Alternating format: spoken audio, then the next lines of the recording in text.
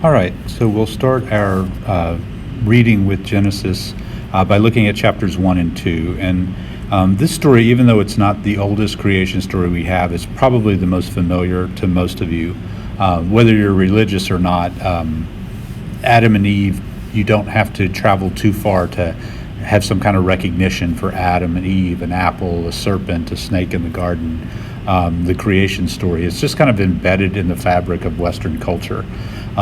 So we're going to start. What I'm going to use for our reading, I use the King James version. It's a version that I've used my entire life. It's a little old for some people, but what I like about it is there's a formalness to the structure, and there's a certain kind of reverence that seems to be taking place there. So we'll go through there. If you want to use a different version, you can. And what we're going to do in our exercise today is give what's called a close reading. So let's go ahead and get started, and we'll take a look at Genesis chapters 1 and 2. We'll start with 1.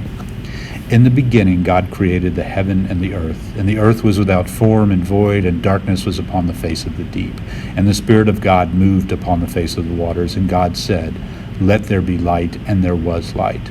And God saw the light, that it was good, and God divided the light from the darkness. And God called the light day, and the darkness he called night, and the evening and the morning were the first day. So we have, again, on this first day, several things that will begin and pop up on our throughout Genesis in this kind of repetition. This idea of God creating something, bringing it into existence, reflecting upon it, and then deciding ultimately that it is good. So one thing I pointed out in the notes earlier, and that I want to point out here, is that when God makes these creations, oftentimes it's very important to look at what he is creating, because the symbols that he's using, the light, the darkness, the sun, the stars, the waters, these all might be conflicting creation gods from competing myths, from some surrounding peoples, from the group that's giving rise to this. So that's a long sentence to say that these people, as they absorbed these stories, they wanted to make sure, as they absorbed the people and as these cultures kind of blended together, that they wiped out any doubt that their God was the primal God, their God was the one who was in charge. And so to see your figure of a God, in this case it's Elohim or Yahweh, actually creating the other gods, it doesn't like annihilate them, but it does put them in their place as secondary. And so that the children, the grandchildren that result from these cultures, as time begins to fade their memories, their understanding of their own gods becomes blended with this understanding of a single God. Okay, it's a nice little anthropological study in how cultures intermingle, how they absorb customs, beliefs, rituals, stories, and then make them their own. So God continues, and God said, "Let the firmament be in the midst of the waters, and let it divide the waters from the waters. And God made the firmament and divided the waters which were under the firmament from the waters which are above the firmament." And it was so. And so we see this beginning point of taking form and shape. And when we get to our final creation story, which is a modern retelling called Mr. G with a little g, we see a similar thing. We see God as a young being deciding to call into existence these things, and how does he come up with these ideas? How does he form them? And at each time, as he forms the heavens, as he forms the light, as he forms the waters, as he divides them, as he begins to have structures rise, we have behind it this idea of the enormity of time.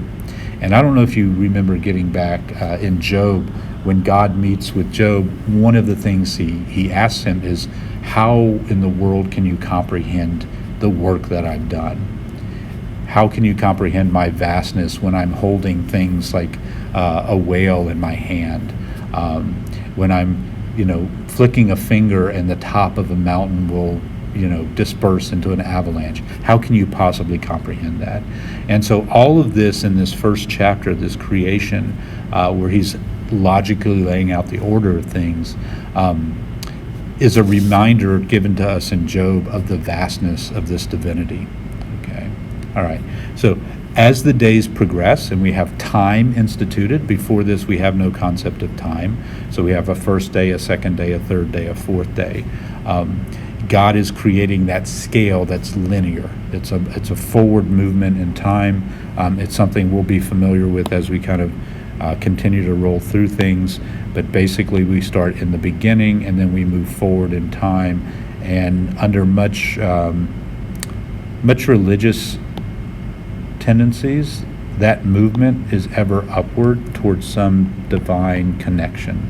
So mankind is always getting better and better as we move forward through time.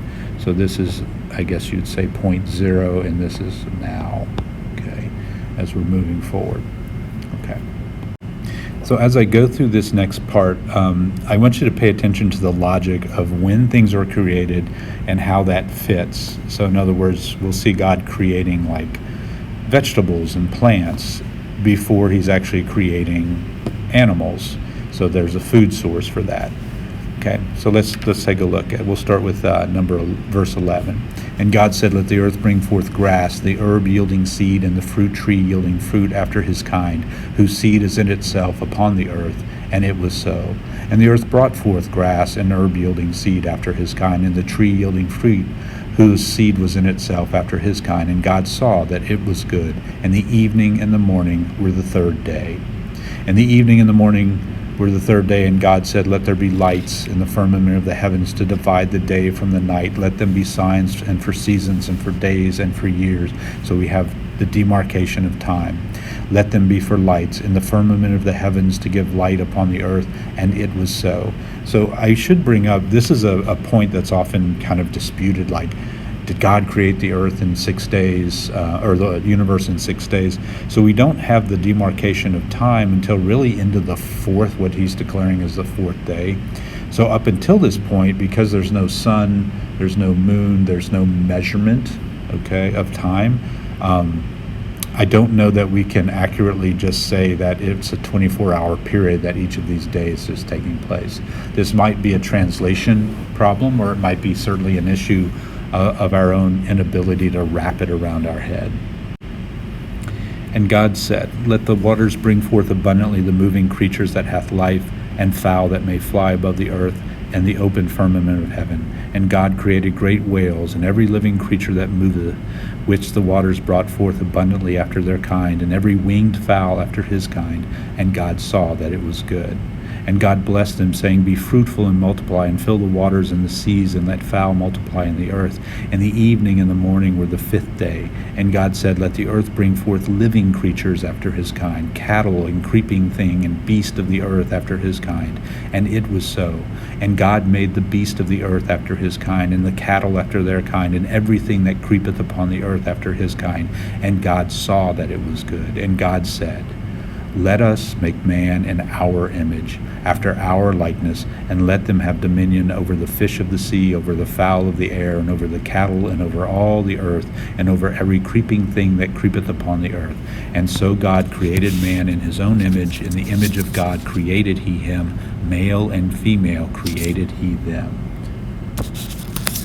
All right. So what we have there is the creation of man. You'll notice that this is on the sixth day. Okay, so at this point, we have this wonderful, beautiful kingdom that's populated, full of animals and life and vegetation, and fish and fowl. And then finally, we have on the sixth, the ultimate creation God reserves for the final day. That sixth day is when he makes man in his image. Now, it's important to note here, in Genesis 1 is very different than Genesis 2. Genesis 1 is a very broad look at the creation. Genesis 2 will zero more specifically in on the creation of Adam and Eve. Very generally, man is created in our image. We have this use of the royal pronoun we, okay, rather than my image. Some say this is a nod to the Trinity. Others would say it's just an issue of translation. Some say it's a very formal, it's almost like the king's we, the royal we, where God is asserting his power. But in any case, male and female are created in his image. So there's an equality that's given to man and female.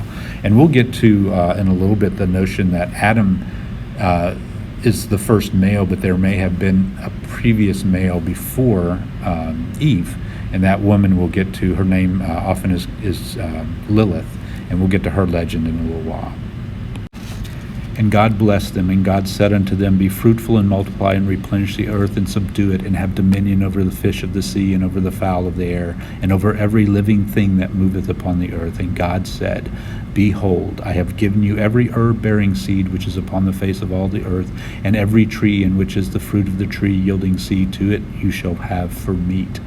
And to every beast of the earth, and every fowl of the air, and to everything that creepeth upon the earth, wherein there is life, I have given every green herb for meat. And it was so. And God saw everything that he had made, and behold, it was very good. And the evening and the morning were the sixth day. Now, what's curious here is the idea of the vegetarian. So God proclaims that it is from the plants, the fruits, and the trees, and the seeds that man and animal are supposed to eat. So we have this notion of what's called a peaceable kingdom, okay? And this is the peaceable, make sure I spell it right, B-L-E, okay? And in this peaceable kingdom, there's no death, right? All of the animals get along. There's no predator, there's no prey. And so mankind, there's no natural enemies to mankind. And so this is an idyllic state. This is perfection. And mankind is placed in this garden. It's a state of perpetual innocence, okay? Even the animal are innocent of blood, okay? There's no inkling that something bad is going to happen. So this is perfection. This, in some ways, you could view maybe as childhood. Childhood before those moments of recognition, before there's any trouble, before the first person says no. And you'll notice in Genesis 1, there's no prohibition. There's no like, don't eat of this tree, don't eat of that tree. So Genesis 1 is very odd at being placed here. And then we have Genesis 2, which becomes very more specific, which we'll get to in this next video.